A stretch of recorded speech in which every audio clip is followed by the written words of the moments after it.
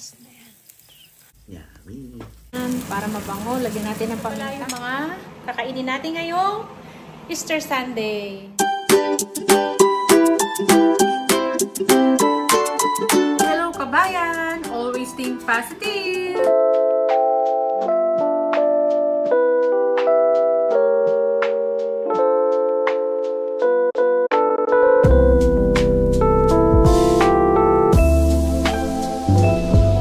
Inarinate ko to kahapon pa. So, ngayon lang natin siya tutuhugin. Lalagay sa stick para makapagluto si Mr. ng mga ilang piraso para sa dinner namin. So, bukas pa namin talaga dapat lulutuin to. Sunday, para kumpleto kami. Nandito si panganay. After namin magsimba, magluto kami nito tsaka inihaw na bangus. Tapos, may sausawan tayo dyan, mangga. Nabili namin mangga. Yan. Pwede na lutuin ni Mr. to, oh, mga ilang piraso.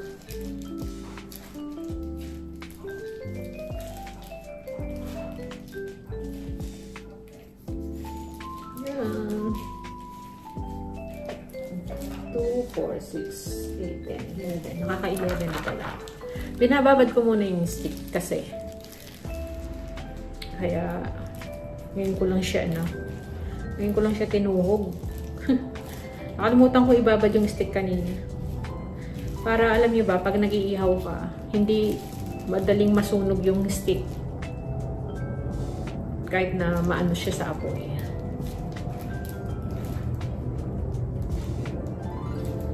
Ayan. Napakatahimik ng Holy Week rito. Kami-kami lang.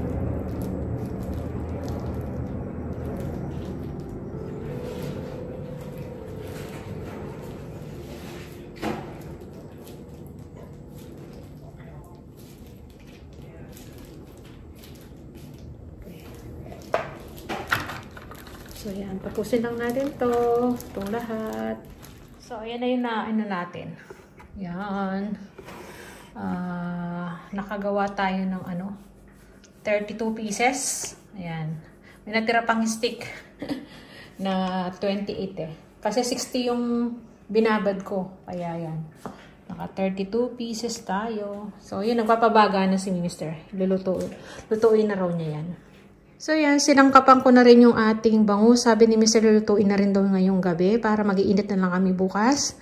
Kasi hindi namin alam kasi kung makakasabay pa namin mag-lunch si panganay. Baka umalis bukas, may importante siyang gagawin. Pero kasama namin siya magsisimba. After magsimba, baka biglang umalis. Kung hindi naman, at least makasama muna namin siyang kumain ng lunch bago siya umalis. At least luto na kaagad. Isasabay na ni Mr. to sa doon sa barbecue, for barbecue. Kaya pinasangkap na sa akin. Ayan, lalagay natin sa loob ng bangus yung itong mga nilagay nating yung pinaghalo-halo nating sangkap. So yan, lagay na lang natin sa bangus. So, yan na siya, nabalot na. Bili na natin kay Mr. So yan, nagluluto na si Mr. Yan na yung nagluluto.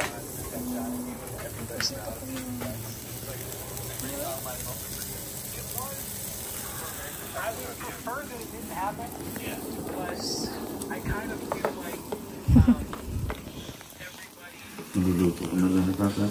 Oo nga. 32 pieces lang naman yan eh. Gabay kakainin niya. Pwede na. At least makaano na si panganay mo bukas. Ano to? Sarap ng pagkakaluto. Hindi agad na, hindi umaapoy yung yung stick kasi nababad. Sarap ng pagkakaluto. Tikim tayo. Tikman na natin. Kasi masarap tumikim na.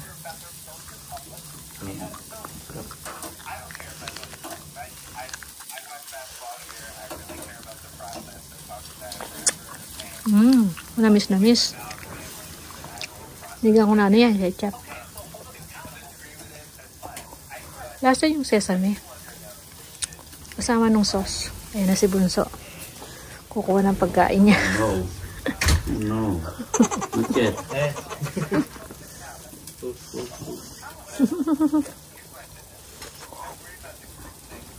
Gutom na. Welcome.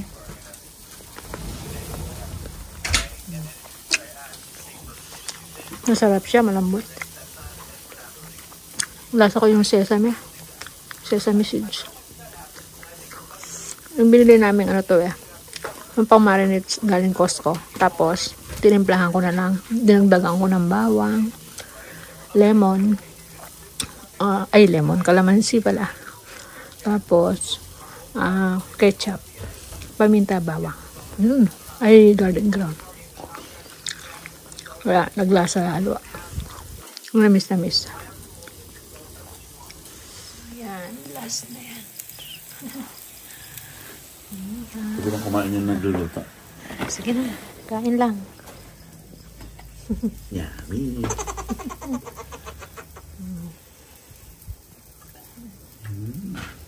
Sarap. Luto na. Okay na.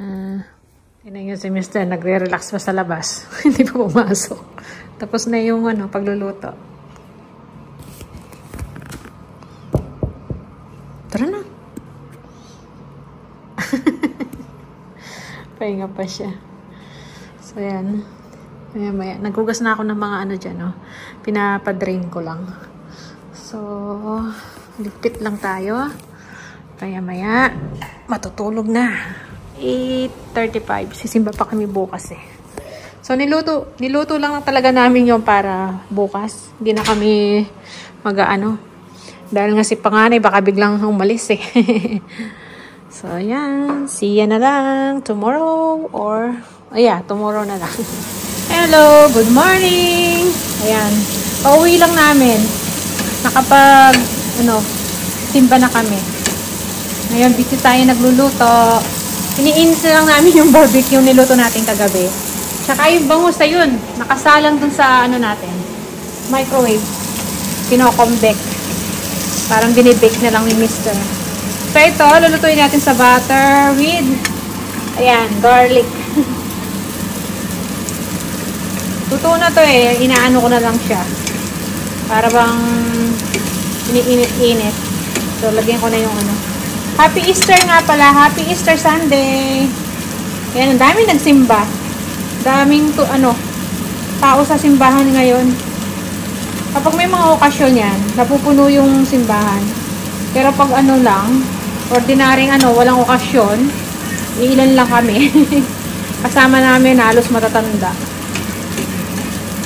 So, yan. Para mabango, lagyan natin ng paminta.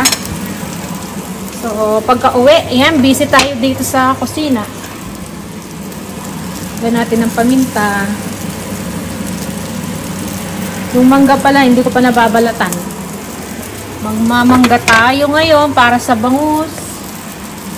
Nabawasan na yung natin. Si panganay yung kumakain na. Kasi aalis yan. So, padadalan ko na lang si Karen ng barbecue. Kagabi, nabawasan na namin yan, diba? Kaya, okay lang na kakainin na lang namin Mr. Tunghipon, tsaka yung bangus. Yan, malamig-lamig na talaga ngayon. Pag umaga, sobrang lamig. Autumn na, random na yung autumn. Kaya mahabang manggas na yung sinusuot namin. Kailangan ko nang ilabas yung mga pang-autumn natin, tsaka winter. So yan, hintayin lang nating maluto. So yan, ang dadalhin ni panganay, baon niya. So para ma-share niya sa kinakarin, sa papa niya, yan. Ito, yung barbecue. Nagdala siya ng ilang piraso. 2, 4, 6. 6 na piraso. Ito, yan. Ulamin ni panganay yan. Tapos, ito yung natira sa amin. Tingnan nyo. Parang nabuo pa rin. Inusog ni Mister. Yan, naging bonsai, no? Yung gitna lang ang kinuha ni panganay. Para hindi masyadong matinik. So, yan ang kakainin namin. So, yan. Alis na si panganay Ano yan? Mangga? Yan, pwede na sa atin yan. Ayan. Kalahati lang pala ng mangga, oh. Ayan. Lagyan na natin ng kamatis sibuyas na. Gusto mo?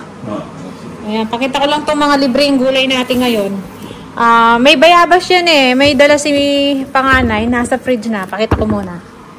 Ito, oh. Nalagay ko na sa fridge. Ay, puno yung ano natin. Ito, mga bayabas yan. Ayan. Bayabas talaga. So, ito, may lettuce tayo pa, oh. Pang salad. Lumpiang sariwa sana, oh. Lumpiang gulay. Tapos, ito na to. Celery. Ayan. Mga stock lang yung ginagamit nila dito, no, pa? Mga ganito. Sa atin, di ba, pati no, yung dahon-dahon. So, ganito, binebenta nilang nila, ganyan. Tapos, yan, meron tayo uli na red bell pepper. Nagamit ko na yung red bell pepper, eh, dun sa bangus. Tsaka, ay, 4 pa lang, ala ko kamatis to. 4 pa lang, red bell pepper. Capsicum, yan, tawag din na dito, capsicum. So, yan, may libre tayong gulay. And then, natin sausawan natin. Lagyan natin ng kamatis, sibuyas. At, yan ang sausawan natin sa, sa ating bangus. Malis na si panganay. Sabi ko sa inyo, hindi na namin makakasabay na, yun. Eto pa pala, dala niya pala to, ayan. Kasama sa mga gulay yan, libre. Yung mandarin. So, nakabox nga dyan, oh. So, yun. Malis na nga pala si panganay nga. Kaya hindi namin makasabay na nauna na siya kumain, eh. At ito, nagsimba tayo. Meron tayong nakuhang holy water. Ayan. Kumuha si panganay, kumuha din si Mr. So, safe namin ito. Tapos, ayan, binilhan nila ako ng Starbucks. Isa lang. Mocha. Sa akin lang. Nag-craving ako ng, ng Starbucks. So, yun. Bumili din ako nitong Pure Cranberry sa Chemist. Kasi magkatabi lang yung Starbucks tsaka yung Chemist, eh. Ayan. Ito yung sinasabi ni doktora na lagi kong inumin. Eh, naubos ko na yung isang bote. Meron ako dating stock. Naubos ko na. So, ito, bumili ako ulit. Naka-sale pa naman. Dating 22.99 ngayon, na lang siya, $18 something na lang. So, nakasave ako ng konti.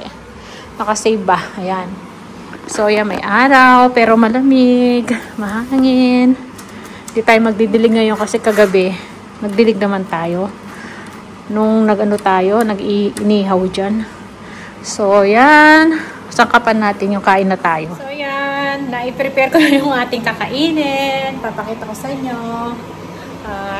Kain na kami nito ni Mr. Tsaka, ewan ko lang si Bunso kung kung gusto niya kumain. Kasi nga, bago kami, nakauwi, dumaan pa kami sa Hungry Chow. So, kung kami na lang ni Mr. Muna na kami kumain. Ito pala yung mga kakainin natin ngayong Easter Sunday. So, ayan. Ito yung niluto natin ngayon. Yung hipon. Ayan, nabawasan na. Tapos, yung natitirang bangus. Yung niluto natin kagabi. Tsaka itong barbecue. Ito yung ating ensaladang mangga. Ayan. May konting bagoong siya. Tsaka yung rice. So, yun. Happy lunch po. Ayan. Kain po tayo. Happy Easter Sunday uli. So, yun. Yan muna yung video natin. Puro, lang. Puro pagkain lang na ipapakita natin ngayon. Yung mga niluluto-luto lang natin. So, ayan. Maraming salamat. Kita-kita lang tayo sa masunod na video. See ya.